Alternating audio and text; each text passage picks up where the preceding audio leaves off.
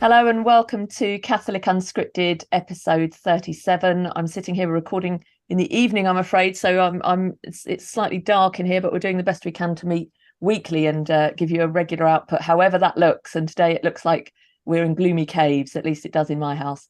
We want to start with a huge thank you for all the donations we've had since last programme. It's really, really incredibly generous. We're very touched by your generosity, and it will mean that we can start to purchase better equipment and give a more professional output. But we've really been very touched, haven't we, by all the donations we've had, no matter how small, from the smallest to the biggest. They're just so welcome. You know, I don't think you'll be able to know how what a difference it will make and how much we appreciate it. Well, I was blown away really by everyone's generosity, and just wanted to say thank you very much. And as you say, it really does make it a possibility that this can be something that we can dedicate time to and start to and really make a proper ministry out of. So I can't tell you, we've been doing it out of love and just, with whatever ad hoc sort of bits and pieces we can put together. So it's, the more you can support us, then the more more time and effort we can dedicate to it. And the response has been that it makes you think that it is possible that we could do it, a lot more. So that's and focus more time and attention and sort of equipment as well. So that's great. Yes, Gavin, and I think maybe Gavin, you're going to tell everyone a little bit more about where their money will go, what it's going towards, and why it is that we're appealing for funds in the first place, and what good will come of it, we hope. Well, people are quite rightly suspicious whenever anyone asks for money. And that absolutely, that ought to be the case. In our case, talking about equipment, we could do a rundown of that kind of thing, but it's fairly obvious. And what I want to talk instead of is about the strategy. One of the reasons the three of us are together is because a couple of years ago, there was an attempt to groom some kids in a school in South London. So in the context of the Lord's Prayer, a same-sex attracted activist was invited to a school of prepubescent children where he mixed lines of the Lord's Prayer with orgasmic, seductive, homoerotic poetry.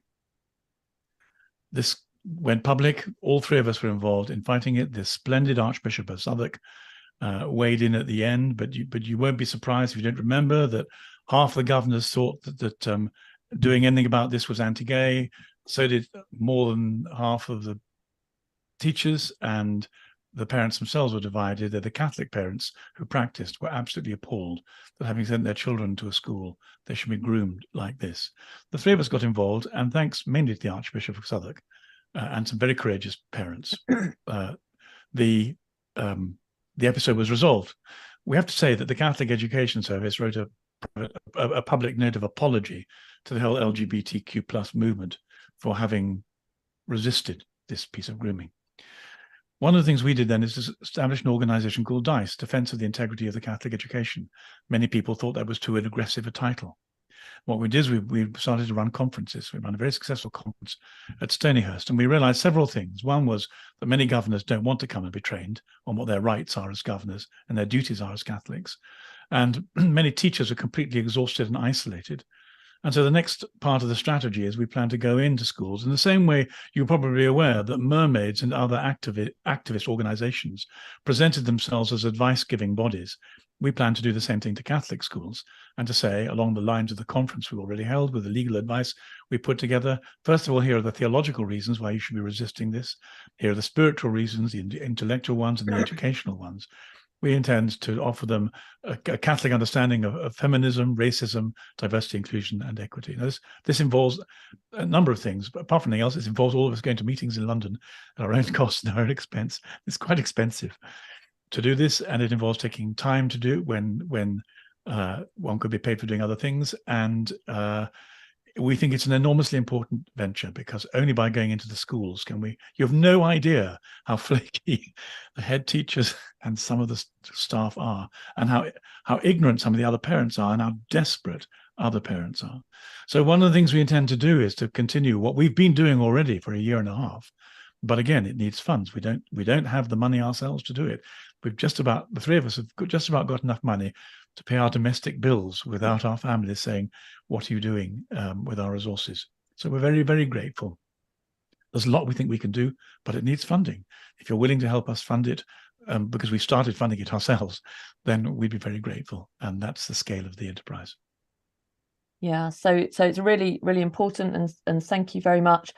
And as Gavin said, there is a lot, and we mentioned this in a previous podcast, there's a lot of things being pushed at our young people. So getting to schools and parishes, as well as talking online and staying informed. We have between us quite a lot of experience in education and know what the problems are. And sadly, it's come to our attention that even the really good schools that are Orthodox, that want to be Catholic, that are trying very hard, that have good Catholic teachers who are striving to be holy and don't seek to push this stuff, are nevertheless reaching for what's coming in because they're so busy and because it's coming in. So there's a lot of willful intention to undermine Catholic education, but there is also a very large swathe of simply out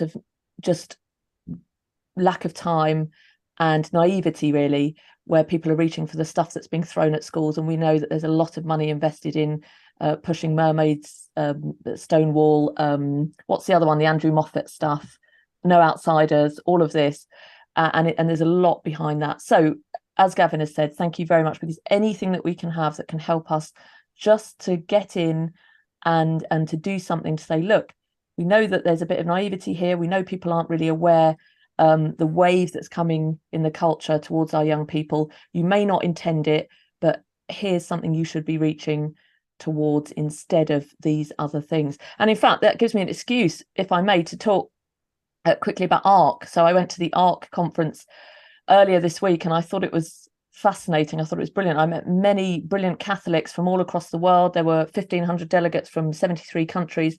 There's a lot of people from Australia.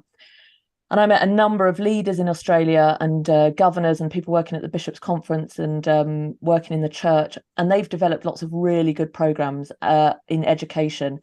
And one of the ladies I spoke to, she was showing me materials they developed where they say, okay, what's a Catholic response? And then what's the response the culture tells you? And you're able to compare them together so that the young people are able to do some critical thinking and say, what's the world telling us is the way we should respond to racism or feminism or LGBT ideology, and what's the Catholic response? So you can look at them.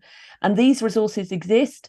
There's a lot of stuff there. We need to just link up with other people who are trying to do this and trying to, most of all, protect our young people and guard them against this poisonous, and it is poisonous, ideology coming at them.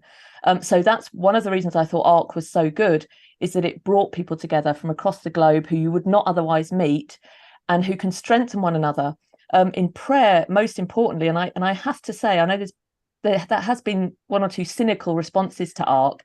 I think if you try and put on a conference like this anywhere, you're going to be open to criticism from one person or another, from one side or another. But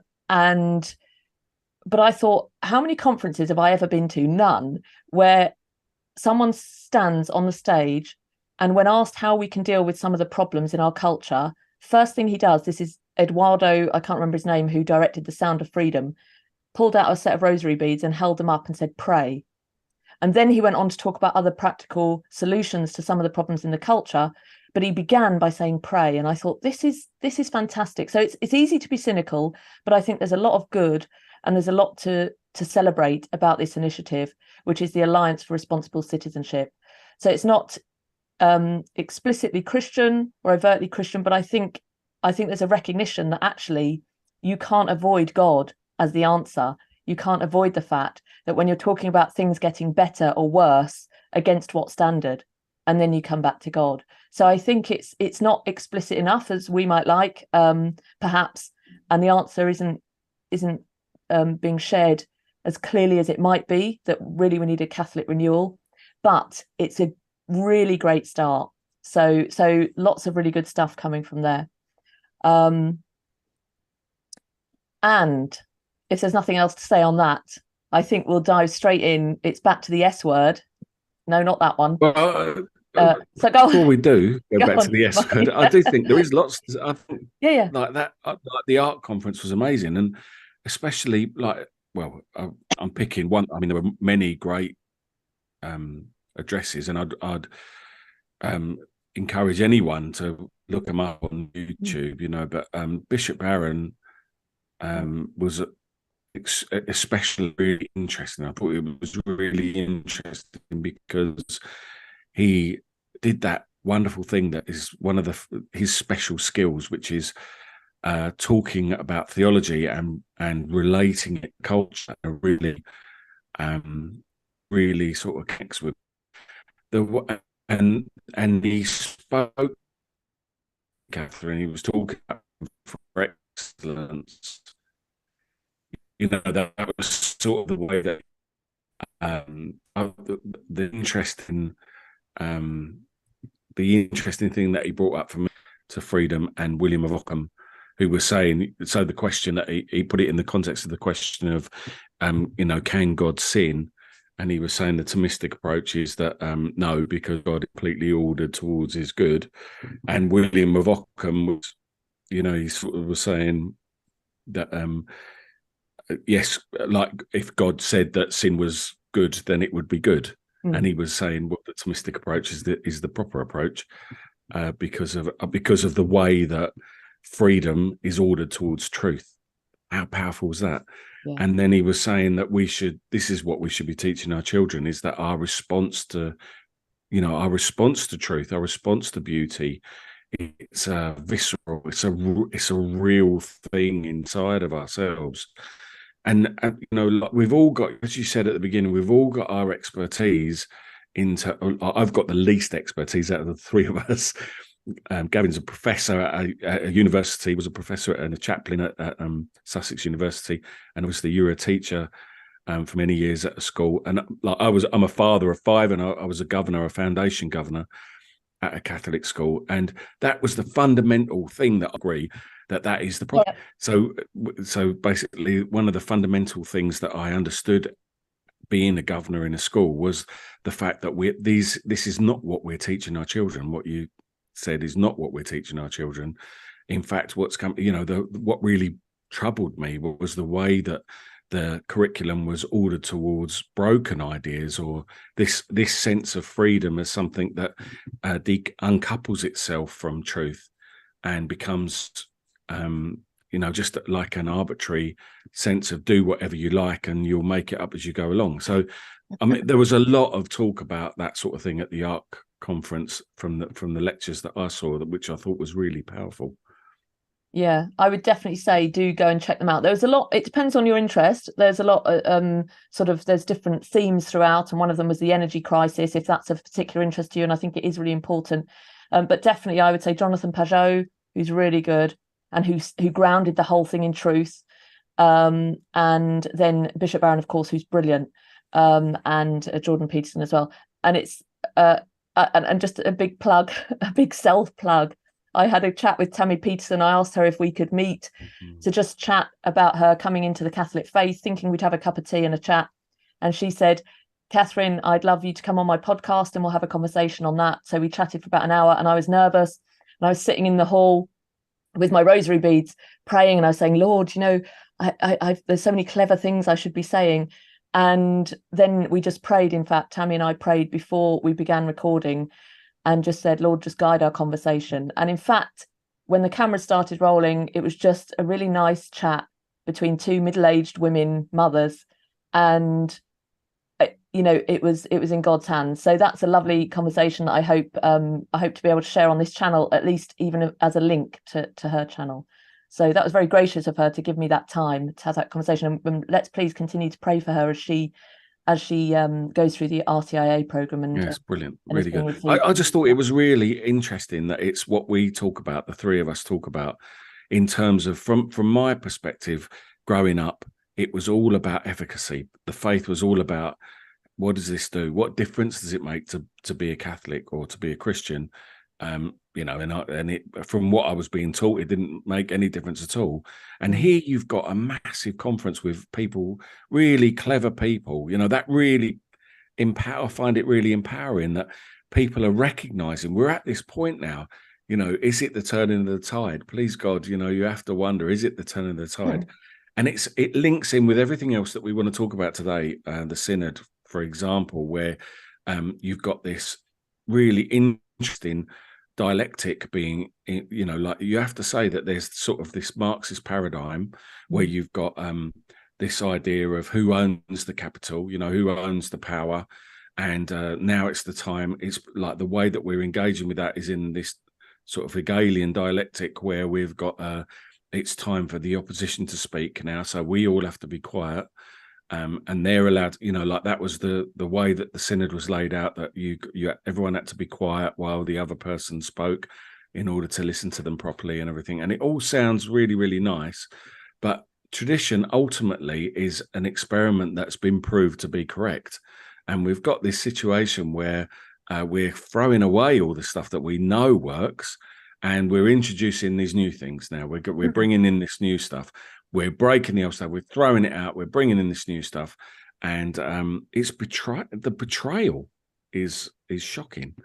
And it's interesting to see ARC, where you've got all these interesting people, real thinkers. We've spoken before about Mary Harrington and Louise Perry in particular. That was one of the lectures that I watched today, and it makes me smile that these people are figuring out Christian stuff and saying, look, the stuff that we've destroyed and thrown away actually was there for a reason. Isn't that interesting? And what was really powerful was Ayana Hirsi Ali, I think it is. If you're familiar with her, she's an ex-Muslim who, I think she grew up in Sudan, and she suffered terrible with female genital mutilation, and speaks very bravely on Islam and the problems that are associated with this. It's been persecuted as a result of that as well, absolutely persecuted as a result of it. And she was saying how she then fell into the group in the sort of early noughties, late 90s of Christopher Hitchens and Richard Dawkins and the new atheists, and sort of aligned herself with those. And then here she was on this stage at ARC saying, in fact, now I think she fell short of identifying as a Christian. There's a few people we were discussing whether that is what she said. In fact, I don't think it was. I think she was saying she now accepts Judeo-Christian values. And I know for people like us that can sound frustrating, because we know that it's about full participation in the life of Christ, and we're not saved by, it's not a moral code ultimately. However, when you think of her journey, that's a huge journey to make. And she was saying how her and Richard Dawkins, even he's moving somewhat. I wouldn't dare to say he's a theist, and he hasn't said so, but that's even that step to say we recognize the value of our Judeo-Christian heritage is huge. So I think at least we should celebrate that it's a step on the right journey.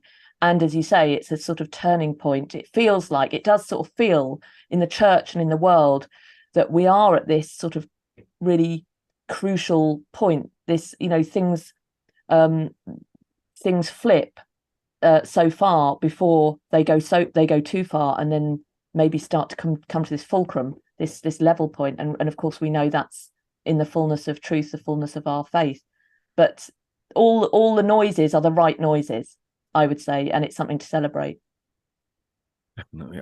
Did you see that discussion between Dr. Martin Shaw and Jonathan Pajou that he recently published? And there was this bit in it where Martin Shaw says the church needs to be Camelot again. If people don't think we're in a moment of tremendous peril, then they're not paying attention. It was just like at the end of that conversation, it was such a powerful thing to say, and it's wonderful to think that, like, to see people waking up to this truth, the truth that we've always sort of acknowledged and believed, and seeing, and I just think it's a really exciting and wonderful thing, despite all everything that's going on.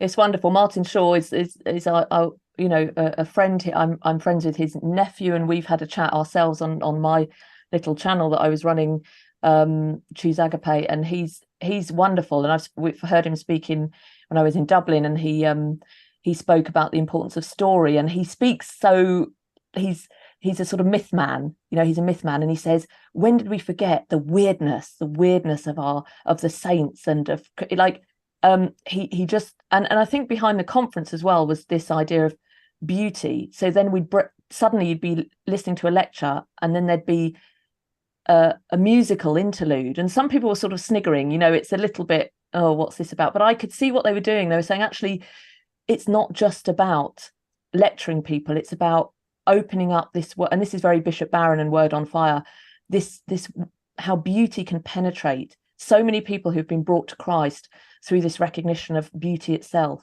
So I'm glad that story, myth, beauty are all part of this renewal, this sort of drawing people back from this sterile world, this artificial world of which they are fed up, I think.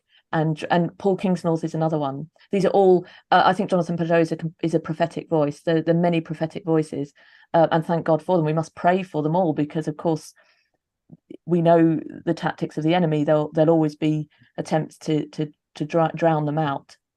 But thank God for them. Sorry, Gavin, to go on for quite so long about the ARC conference. I don't know if you wanted to add anything, or if we should move on to that S word, which, by the way, was synod, in case you weren't sure. Well, it depends what you want to discuss. I mean, there are certainly some very interesting questions about the relationship between conservatism, conservative philosophy, and Christianity, and how the handshake between them at the conference was a bit uncertain, and whether or not there's a symmetry between the utopianism of the left and the woke theology that it espouses, and the antidote from the right, because I don't think there is a symmetry. And it seems to me that conceptually that hasn't been thought through yet. And so the question is where ARC goes from there. If you had a single vision of Christendom, it would be easy, but there isn't one. So I think there are some very large philosophical questions that the people who made ARC need to give some thought to, so that they know in which direction to go, because they were representing different groups, some groups who espouse personal responsibility, like Peterson, other groups who espouse some kinds of capitalism, like Paul Marshall, and other people who espouse Catholicism, like Bishop Barron. But unlike the left, all the left have to say is, it's not good enough, tear it down and we'll build a new utopia. Yeah. But the right has to say, it has to answer much more specifically. And so I think if we're going to talk about ARC, that's the kind of conversation that needs to be had by people who are thinking through those issues. Yeah. Thank you. Very good. There's a book, The Two Cities, by Willard Jones. So I'll put a link to that. That's also very, very useful in this context, in this discussion. Thank you. Let's talk then Synod. You two, so Gavin and Mark have been sharing on our chat about how we're going to prepare, and I must say, I'm afraid I hadn't been able to look fully at all the documents. It's my son's birthday this weekend, and I had a wedding, a nephew's wedding. So I'm going to duck down on this one and just go over to you, Mark and Gavin, to fill us in. So we've got, first of all, the Pillar report that Pope Francis looks at synodal reforms to the papal election process is something we wanted to discuss, and then also the cost of the synod as well, Mark, we wanted to talk about, didn't we? That actually, do people realise that this is being paid for by the Bishops' Conference, and actually what value is there in this? Who's paying for it, and what's the purpose of it? And then also, Gavin, you were highlighting a YouTube video that you'd been watching that is pertinent, which perhaps you can tell us about, with Thomas P. Doyle. So who wants to kick off? I'm handing it over. And Mark, I think, should we start with the Pillar reporting about the papal election process? Well, there's been a few things that have been going on in respect to the Synod, and to be honest, as you say, it's been almost impossible. I've been driving myself mad this weekend trying to catch up with all the different voices, all the different things that have happened. There were a number of things that I kind of feel are important or interesting. One of them was that so the Pope gave his own speech at the Synod, and the thing bizarrely that he chose to speak about was to criticize seminarians or young priests for dressing in appropriate clerical dress. And it goes back to this thing constantly that a number of priests have said to me privately that what encouragement have we had from the Holy Father in the last 10 years none whatsoever. And like, I can't help but feel personally that he really doesn't like Catholicism very much. He's constantly criticizing Catholics of, if you're this kind of Catholic or you're that kind of Catholic, or people who believe this or people who believe, and that just, I find myself in a situation where much of what he says, and a friend of mine who's studying theology at the moment is writing an essay at the moment, and she messaged me earlier in the week and said, I was reading Benedict XVI on she's doing Original Sin, and she said, oh, it's just unbelievably beautiful, what he's, and I just don't get any of that. I read everything the Pope says, and I read Laudate Deum, his most recent thing, and I just think it's beyond your competency. Why is he going on? He's got all these statistics about climate change, and I think even scientists would sort of argue about the validity of what he's saying. I don't know that it just seems really inappropriate for him to be going on about it. And all the stuff about all the connections with all of that stuff with, population control, and just, where's he going? I don't even know where he's going with any of this stuff. It just seems not very Catholic. And whenever he gets a pause, all right, he says the odd Catholic thing, the odd thing that I can get behind. But it seems to be of the day, the Pope says the odd Catholic thing. Exactly. We live in a time where the old thing, is the Pope Catholic, is not a joke anymore. It just seems to be reality. It's really difficult. So there was that part of it where he made this sort of awful. The Pillar reported the fact that we were all paying for it to go to Rome, and so they're flying out there and they're having all these chats. We've had a little discussion earlier, and I think Gavin's probably absolutely right that there's some sort of game at foot, that the game is afoot, as Sherlock Holmes would say, and they've got an agenda that they're working towards. But if you actually read through the stuff as someone who studied theology, you're looking at it going, there's absolutely, would you not agree, Gavin? There's no depth to anything, and it's almost like they want to keep it on a facile level. Because they don't want to actually properly address any of the stuff. So they're saying it's about church governance. That's the whole synodality thing. It's a paradigm shift in the way that the church is governed. But they don't address any of that stuff. They don't seem to talk about anything, really. I want to respond to what Mark was saying about them not telling us what they're doing, because they are. And I think the best example of that was what's just happened very recently, as the Pope instituted some new statutes for the Pontifical Academy and produced a motum proprio to do it. And at the same time, he's changing the system by which the next Pope is elected. And these are the two. So we have, if you like, policy and politics. And this is how they intend to take the church into this new area of anti-Catholicism. So the policy is very simple. It reads like something out of the 1970s. He says that theology, there must be a paradigm shift, as Mark said, in theology. It's all about not being self-referential. Well, these are all euphemisms. Self-referential means it relies on revelation. And instead, he wants it to be interdisciplinary, which means he wants everything to be relativistic. He wants theology to take its lead from the culture. That's how you get gay relationships and gay blessing. It's very straightforward. Situation ethics. It's something we've been watching for the last 50 years. It's situation ethics. It's relativism, situation ethics, and decide what you want and where you want to get there, and then make up a route to get there to justify it. It just, in case people aren't familiar with situation ethics, because we can't assume they will be, that if you look at the work of Joseph Fletcher, who took this idea of looking at the principle of love and saying all things relative to love, and then had 6 principles and love distributed and so on. But you can look at that because, in fact, the church then rejected it, because the problem with situation ethics is it can seem really appealing because it's, how do I apply love in this situation? And he quotes scripture and, in fact, was a priest. but then lost his faith before he died. So the church has rejected situationism, but it is this exactly what this is. But look up Joseph Fletcher. Carry on. Sorry, Gavin. So he's talking about the need for dialogue and encounter between different traditions. That means letting them tell us what their God thinks and us adapting. It's a conversion process in reverse. It's always the case that Christianity either converts the culture it's in or is converted by it. And he's now suggesting we get converted by it. So that's the theological rationale.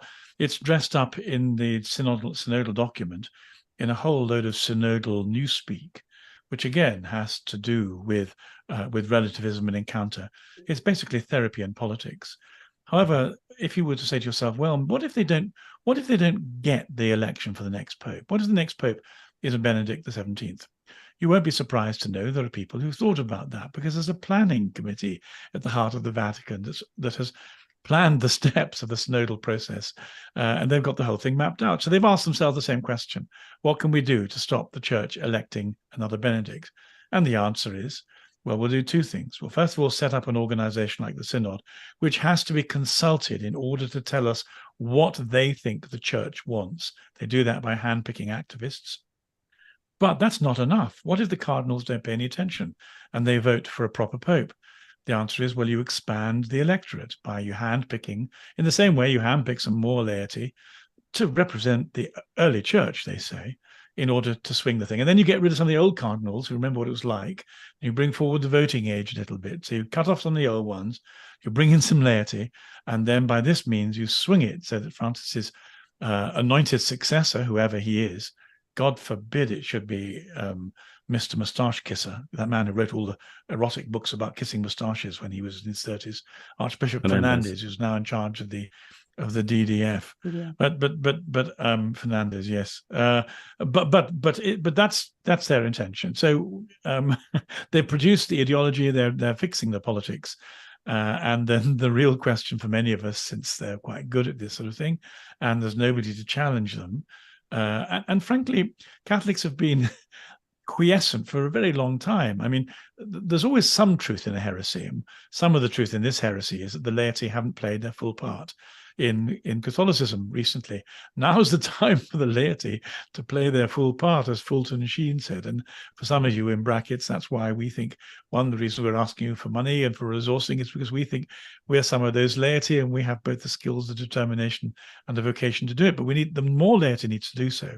So then how are we going to live? And I think one of the questions I keep on being asked by Catholics in distress is, can we stay in the church when we're being steamrollered in this thoroughly effective Machiavellian way? And if we stay in the church, how do we stay in the church? And I think that's one of the most important morale boosting questions that we have to try and answer.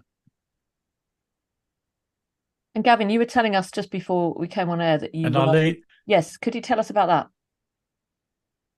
Well, so I think it's very important. I mean, I want to tell some of you that, you know, to begin with, people said, oh, this is a bit of a tough time for you to become a Catholic. And I said, no, not at all. I said, happy to join the fight. Very important. No, I know the game rules. Glad to be here. But at the thought that we might lose the fight, that becomes more problematic. And I think for that, we have to look at a number of trusted voices. And I think one of the trusted voices is some things Our Lady says in the apparitions, and La Salette is quite an important one. And one of the reasons why I choose that is because it begins with a much quoted phrase. This will take a couple of minutes, but no longer to read. It's quite short. The phrase, which I'm sure you've all heard, is Rome will lose the faith and it will become the seat of the Antichrist. Well, we've just described to you how that's going to happen. So Our Lady issues an urgent appeal to her children to fight. And I think the way in which she expresses it is profoundly moving. So it'll take 90 seconds to read it.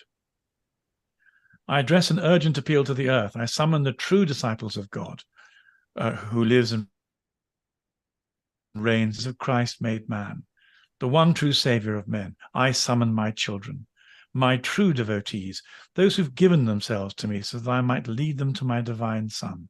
It's what Our Lady does. Those whom I carry, so to speak, in my arms, those who've lived according to my spirit.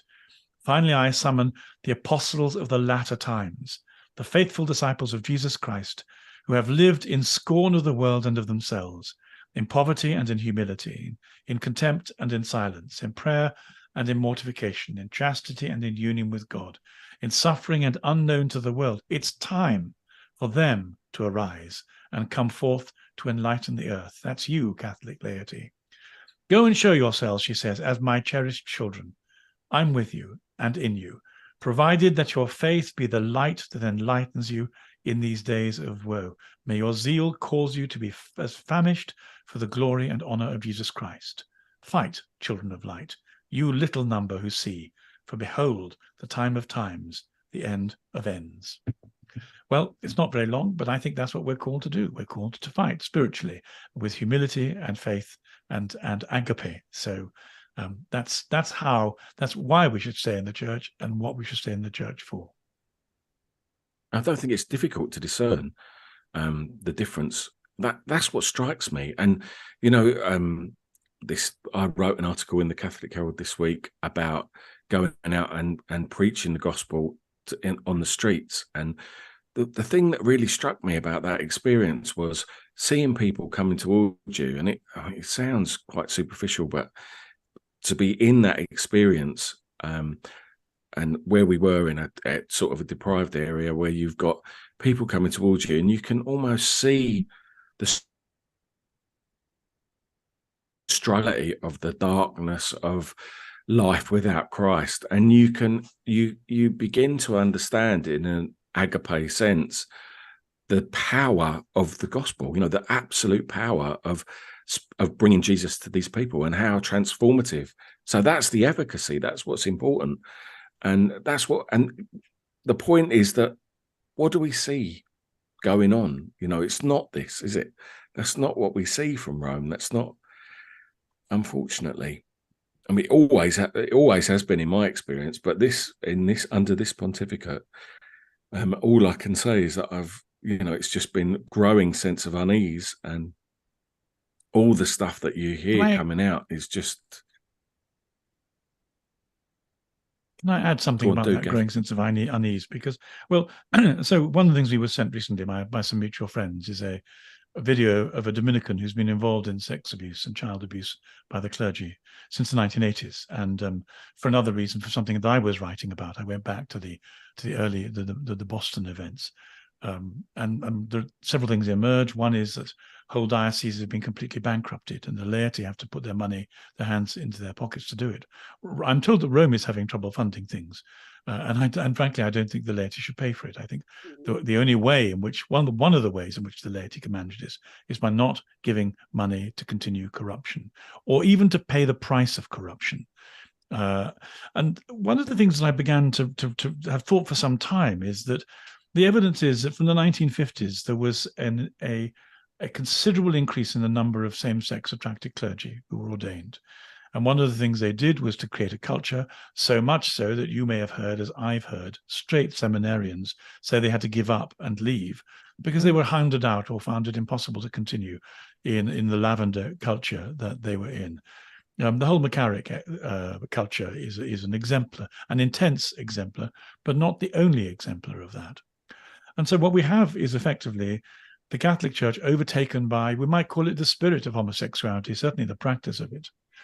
And as I've listened to, at one end, these stories of the way in which child abuse of the very worst kind, the stuff that Jesus said, if you do this, it would be better that you got dropped into the bottom of the sea with a millstone around your neck. The child abuse at one end and the blessing of masculine, let's leave lesbians out for the moment because I want to keep the trajectory simple. Masculine child abuse of children at one end and masculine blessing of adult relationships at the other. Now, if you know much about the male sexual appetite, you'll know that it's not particularly discriminating. And one of the things that's been talked about, non-heterosexual relationships, because women keep their men clean by and large in a number of ways I won't need to describe now. But without women, there is no restriction. There are no limits. And one of the things you see is it's the thing they never want you to do. They tell you never to do it, is to confuse same-sex attractive relationships with pedophilia or ephebophilia or hebephilia. Why? Because there is a sliding scale, not for everybody, but in the culture, certainly. And it struck me that this gay blessing that we're being invited to consider through Synod is the legitimizing by extension of that whole scale of child abuse that began in the early 80s and has continued to the most appalling damage of children who will never trust again. And this is not about legitimizing two men living happily ever after, being allowed to fondle each other and pretend that it's holy. It's legitimizing this satanic, disgusting, perverted abuse of our children. And one of the things that this particular ex-Dominican said was, many of the clergy don't get this. They've not been parents. They don't understand the fury at having your own children perverted.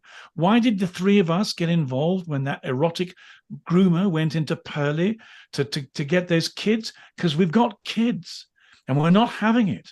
And that's why we're fighting that particular battle. So this whole synodal thing, which looks like it may just be the soothing of people who feel exiled from society because their love is not recognized properly, which is in fact nonsense.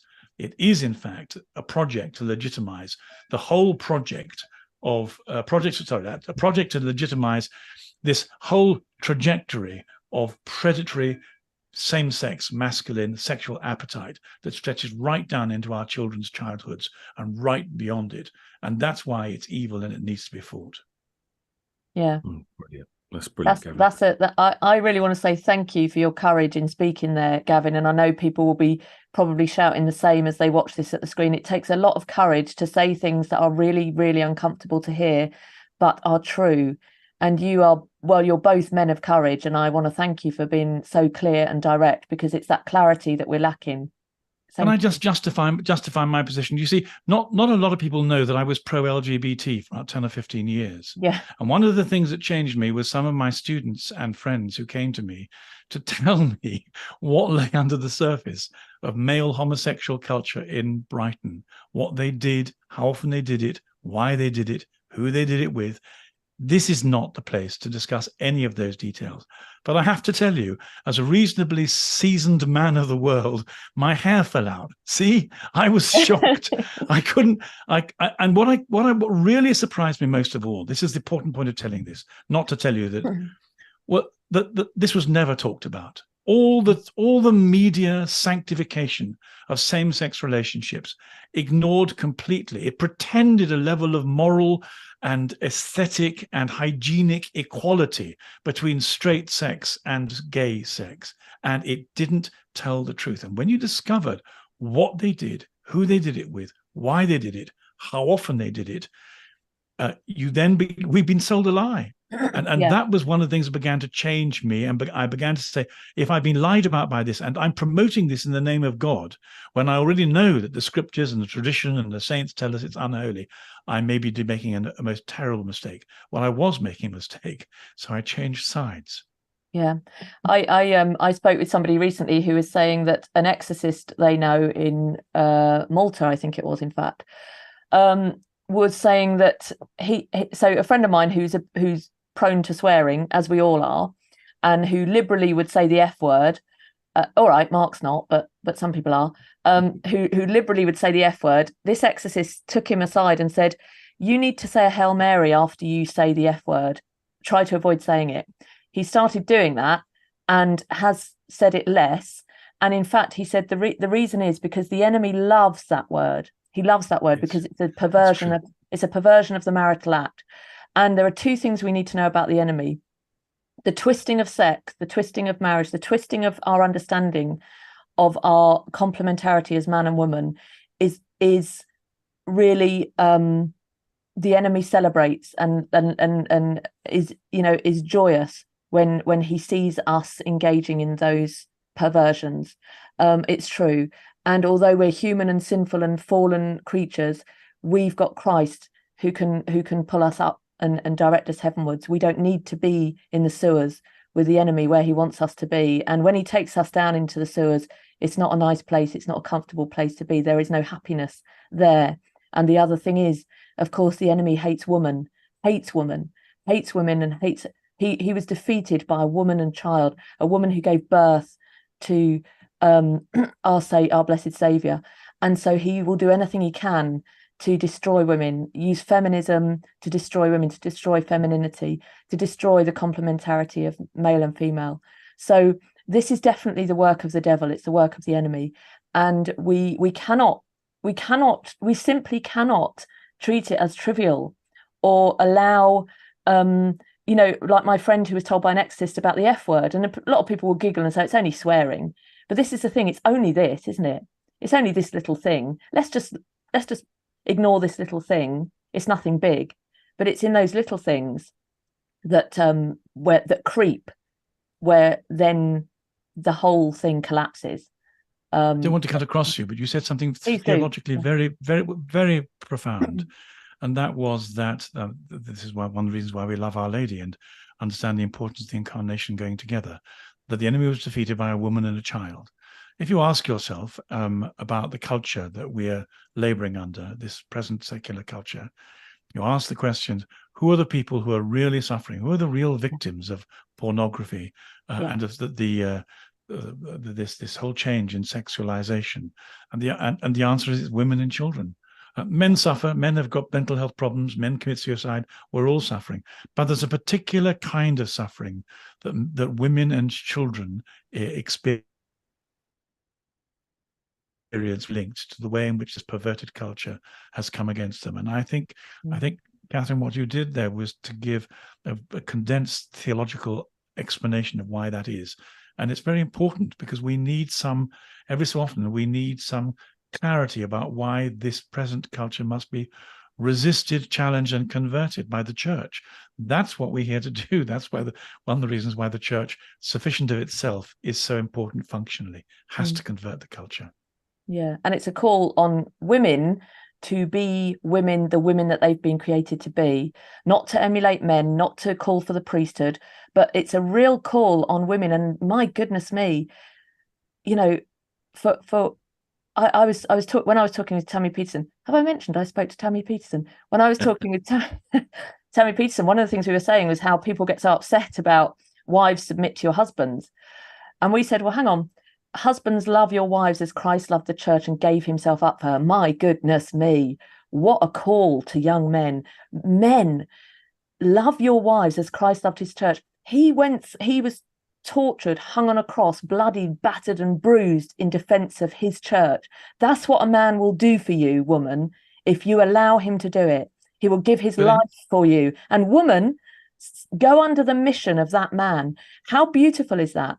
You go under the mission of a man who's prepared to die for you, and your children are protected under the mission, submit, of a man who is prepared to give his life for love of you.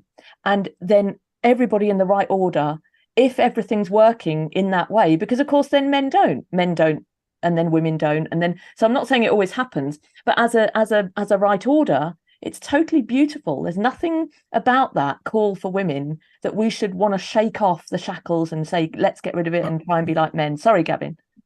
But we have to find new language to get to the heart of it, because essentially it's about control, So what are women afraid of? They're afraid of being controlled. If they submit to men, I would be afraid of being controlled to anybody I submitted to.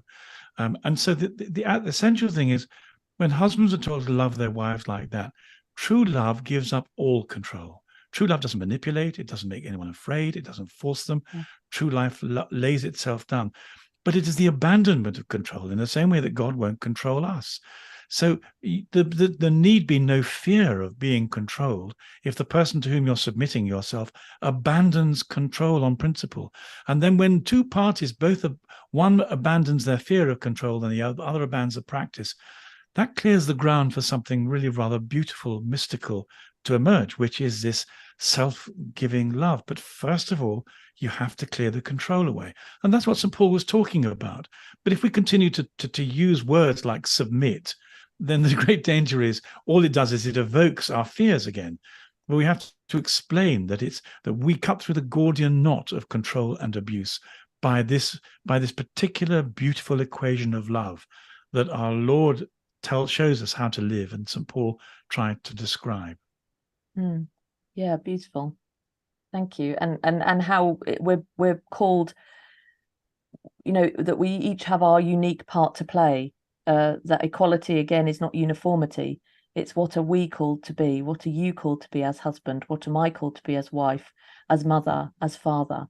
And if one errs, then it makes it very difficult. So of course it's very hard to say to a woman who is battered, disrespected, not loved, abused by her husband, you must go under that mission. It's very, very hard. That's very difficult. It's conditional. There's a great danger that sometimes that piety becomes a blank check for abuse. St. Paul isn't saying that. St. Paul is saying there is a mutuality in this process. Now, if one party or both parties abandon the mutuality, then you have to think differently. You're in a different situation. But what Paul is talking about is the prototype, where you should start from. How you rescue the situation if it goes wrong, I think, is entirely another matter. And I'm not sure the church is very good either at either end. It's not particularly good at explaining how this abandonment of control can lead to this mystical marriage of love.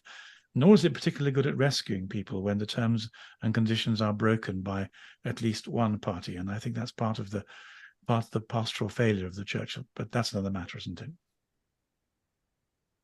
That's lovely. Thank you for speaking about Our Lady of La Salette as well, Gavin, and for reading that short passage, because I think that was very powerful as well. So really, really wonderful. Thank you both. Anything else? No, not from me. Sorry, there's a delay. Brilliant. Yeah. So yeah, no, it's great. It's great. It's just great to be here together. And thanks, Gavin, so much you bring so much to it. It's lovely to hear you talking about these things. I feel very privileged and honoured to be a part of our little team. Yeah. I'm frustrated today because my parish priest, talking about humility, gave us a long lecture on how Pope Francis's refusal to wear his red shoes and his much publicized kindness to Swiss guards and taking public transport, how this showed that he was a humble saint for our time. And I'm trying not to write him an email to send him all those clips of Francis slapping people around the head, ignoring black cardinals, and pulling his hand away in a fit of temper from people who wanted to kiss it, and asking him please to bridge the gap for those of us who are humble laity who can't quite manage to put a bridge between these two narratives. So I may be a bit frustrated tonight. The first reading today, well, both, I think the gospel and the first reading really spoke to me about. It's fascinating the way that so often scripture just cuts to the heart of what we're, in the church each year. And if you do not listen, if you do not find it in your heart to glorify my name, says the Lord of hosts, I will send a curse on you and I'll curse your very blessing. But you strayed from the way you've caused many to stumble by your teaching. Here they're asking a blessing for same-sex attracted people. And the Lord says, I'll curse your blessing. It was absolutely right for the weak. Yeah, extraordinary. The parallels there where, you've got they were twisting the Torah to suit the people. Yeah. I mean, it's so pertinent, really, isn't it, to what's going on? And the Lord is saying, teach my Torah, and then you had virtually the same thing in the gospel, but the other way around. Really, really interesting. Yeah, it does. It is remarkable. In fact, perhaps not so remarkable that this does happen often. We come together, and we've said this a few times. Wow, how powerful were today's readings. Even during the week, we'll message one another and say, how about the gospel for today? It's really, really powerful and really wonderful. And actually, I think also speaks to the fact that we really the Pope and what's happening in Rome and at the Vatican is one question that's always troubling and that we grapple with. But at the level of our parishes, it's so important to try and find a good parish, a good priest. And I think it's really difficult. It's more difficult, in fact, on a day-to-day level to have a priest who you feel is perhaps not well. What did Mark say earlier? The Pope says the odd Catholic thing. Well, to have a parish priest who only says the odd Catholic thing is very difficult. And I know we've found a wonderful parish here in South London, but for many people it's really difficult, and you're struggling with that in your parishes. So a couple of great examples like today, though, weren't there, on Twitter, where you had, and I pointed them out to you, so everyone can look them up if they want to, but they're on my Twitter feed anyway. Father Gary Dench, who's, I think it's worth mentioning them by name because they've put themselves out there. Father Gary's a young guy, a canonist, works at he's a priest at the cathedral, and he put out there this big thing where you've got the nuncio to. So, as I said earlier, that the Pope had spent his intervention talking about young priests who, wear cassocks basically, and one of the guys who's really interesting is Christophe Pierre, who's the US nuncio, who's recently been given a red hack, been made a cardinal, and he just seems to me, God forgive me if this is judging him, I don't know what you guys think, but he's really sort of just a toady for the Pope. Whatever the Pope says, he's like, oh yeah. And he came out with this thing in an interview with America Magazine saying that, oh yeah, it's horrible to see young priests who are so worried about dressing up and all this sort of thing. And Father Gary Dench did a brilliant thing where he would publicly, very bravely, I think, came out and said, look, if I wear a cassock, it doesn't mean that I'm a Pharisee. It's a sign of my priesthood. It's a sign to other people that, it's a long thread. It obviously means a lot to him. And he's really come out and I really admire him for that, because, and the point that we've been making is this lack of consonance with Catholic teaching, that more and more people, and the clergy are the last people really to speak up, because obviously they're the ones who are going to get hammered the most. But you've got them. There was also Father Daniel Kelly, another priest of my diocese, who sort of stood up today and said, people of the 80s, 90s, and 70s have been so poorly catechized, and now they run the catechesis, and that's why no one really understands anything, which is just absolutely spot on. So much kudos to those guys. I'm sure they do keep up with this, even if they have never said that they do, but I'm sure they do. Of course they do. Well done, guys. We're proud of you, and we're praying for you. So find it. So the point is, there are great, it's really encouraging that there are great priests out there, and we need to back the good ones and abandon the heretics. Exactly that. Yeah, definitely a thank you many times over to our good and holy priests who are doing their very best, as Mark said, and for speaking up. But abandon, that's it. Don't put up with it. Yeah, don't put up with it. Yeah, good. Yeah. Well, the word anathema is on my lips, but I think we should just bless people and pray for the peace of Jerusalem. Yeah. Amen. Well, we'll leave it there. We've overrun longer than I had said, but it's always so good to speak with you both. I love chatting with you. I love hearing what you have to say, and I thank you for it, as I'm sure everyone watching will as well. But for now, and thank you once again for your donations. If you wanted to make a donation, you visit www.catholicunscripted.com. You simply scroll down, and then you should see a little area on the website that says support our cause, and then there's a place where you can put in a donation that suits you, any amount that suits you, and then make a payment as the website directs you. But as I said, anything, no matter how small, no matter how big, and we will come back in from time to time and let you know, and hopefully you'll see for yourselves what your money has gone towards. We'll give you a report back. But the very first thing is to improve our equipment for this output. So very much thank you. And well, we got this trip planned as well to Chicago in April, which we're relying on divine providence. So if we could cover the costs of the flights, that would be really good at this end. So the more people are willing to donate, then the more we can do, really, and we're right up for the fight. So we're right up for it. Yeah, and one of the reasons we're doing that is because home education in America has been developed in a very sophisticated and branded way. And the situation in this country is so lamentable. There's about to be a very serious shift as Catholic parents look for ways to home educate their children. And just at the moment, there is no, if you like, handshake. There's no bridge. We're planning and building a bridge between the expertise that the Catholics in America have produced and all their curricula and their oversight and the needs of this country as they become intense and of a crisis nature. Yeah. So thank you very much. I still am Katherine Bennett. I'm Mark Lambert. I'm Gavin Ashenden. Pray for the peace of Jerusalem. God bless you all. Thank you. Keep praying for us. Wait. Stop.